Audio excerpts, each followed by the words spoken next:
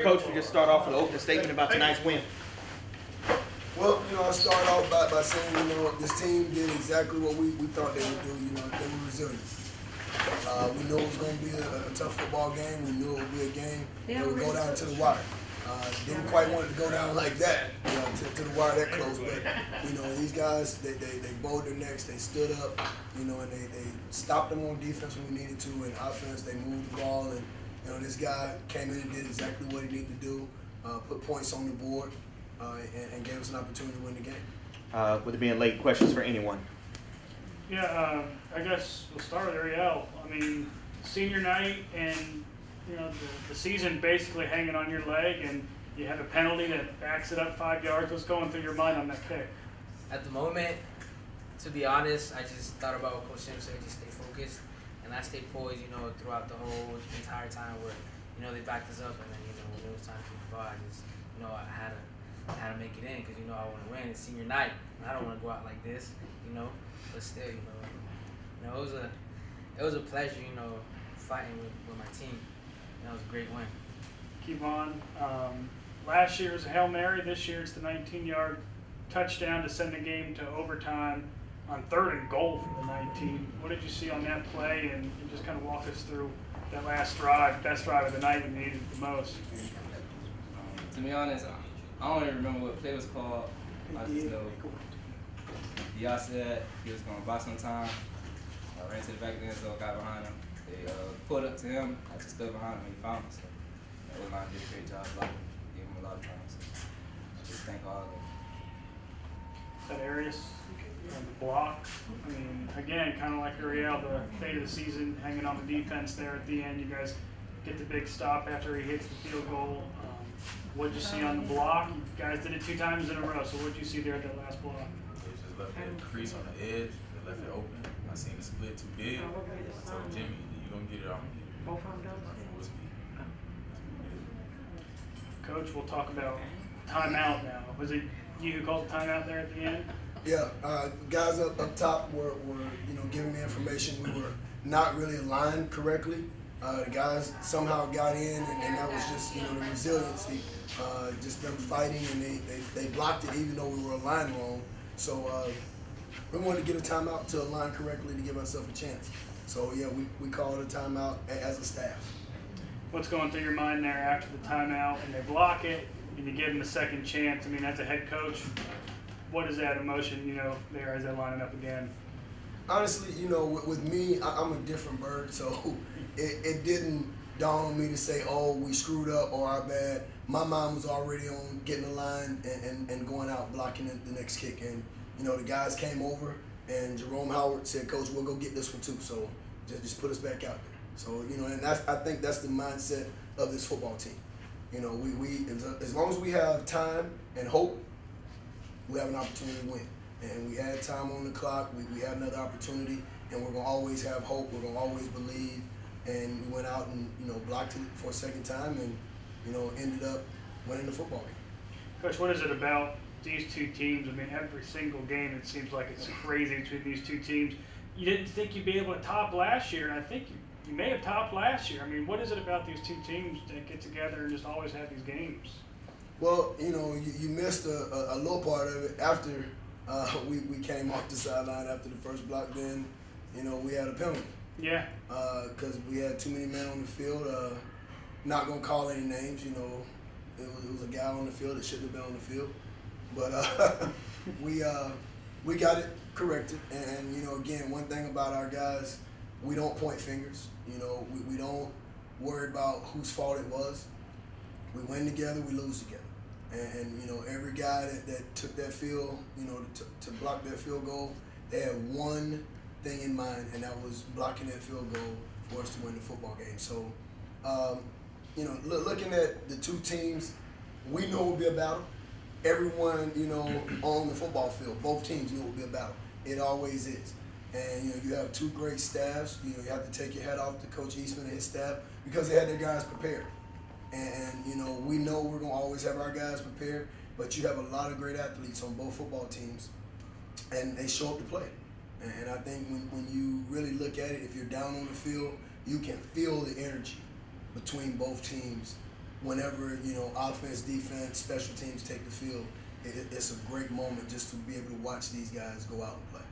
To keep your season alive, I mean, this was a must-win game. You set up a potential huge game. It's going to be a huge game regardless in the Classic next week, but you guys did what you had to do tonight to keep your MEAC hopes alive going into next week. The energy in the stadium, the energy on the sideline, especially in that second half, how big was that for this program heading into next week? It was huge. Starting with our band, they're always there behind us. It's something about this band, at this university. This is my 9th year here, and every year that I've been here, the band just does something special to this football team. So thank Dr. Wells and his staff and the band for what they do, and our fans. The stadium looked empty when we started because of the rain and the weather, but the rain slowed up and ended up stopping, and we had a lot of people come in the stadium to back these guys. So thank you, Wildcat fans, for coming out. Just make sure that you're in Orlando next week to watch the Classic. Just talk about the energy and the electricity this gives you going into Classic week. Oh, I don't think we need any help with the energy going into the Classic. And I said this last week on one of my radio shows. It doesn't matter if one team is 10-0 and the other team is 0-10. You can throw the records out the window because this game is always electric. We know the administration from both universities. They want great records every year because of the stands. But if you're down on the football field, you're going to have a great football game. It's going to be a lot of energy going on. And, I know we're not going to have any problems getting up for it. And I know they won't have any problems, getting up for it. It's just going to be a great atmosphere, a great venue, a great football game. Ty, talk about having your head coach be a special teams guy and how much that's helped over the years. The block for you at North Carolina Central a couple years ago, last year against Hampton, played South Carolina State a couple years ago, and then now tonight. Just talk about having a head coach as a special teams guy and how much that helps you guys. At practice, he have us focus on getting to the ball on the block. So whenever he's in, whenever we in, he tell us exactly what to do, and that's exactly what we do. Exactly what we did tonight. You already talked about throwing away blocks from earlier and then coming in, getting a field goal late, and then another one late. Just talk about how a kicker's mindset has to be move on to the next one. Honestly, you just gotta stay focused. You gotta stay poised. Once again, you gotta, it's a whole ball game. Once you come in second half, it's a whole different ball game. You have another half to play, so the game ain't over. So when I was in the locker room, Coach Sims came in and he said I gotta stay, I gotta stay ready mentally. And that was probably a huge part because I stayed ready. Just warmed up, and when it was my time, my number was called. I capitalized. Got the W. Kevon, Nolan Alexander, our radio guy, said it right after you caught the pass, the Eagle Killer. Just talk about what it's been like over the last couple of years for you to be able to step up into this situation and always play to the very last whistle against this team and in any team, in fact. That comes from practice. We just practice like every play, every down is a game like situation. We practice these situations probably every Thursday or in this case Wednesday before the game, just to get a feel like anything could happen and we gotta be ready. So on the sideline, when we was on the sideline, the defense was on the field, I was just telling everybody like we was rocking with each other. Like all this is just chaos. It's just waking up early in the morning and grinding with your brothers and then locking up. And you get in that water, you lock up, that wave hits you, that chain no break. So that's just the same thing. And then it's just like when plays to be made, you gotta make the play.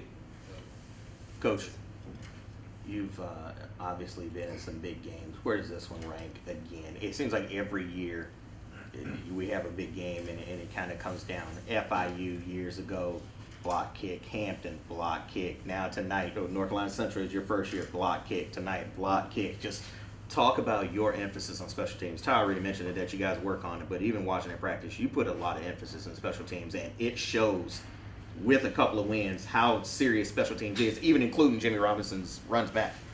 Yeah, I think just you mentioned with my background being, in special teams and obviously on defense in the secondary, you have to put a lot of emphasis on special teams. That it's a third phase of the game. It's just not something you do during a football game.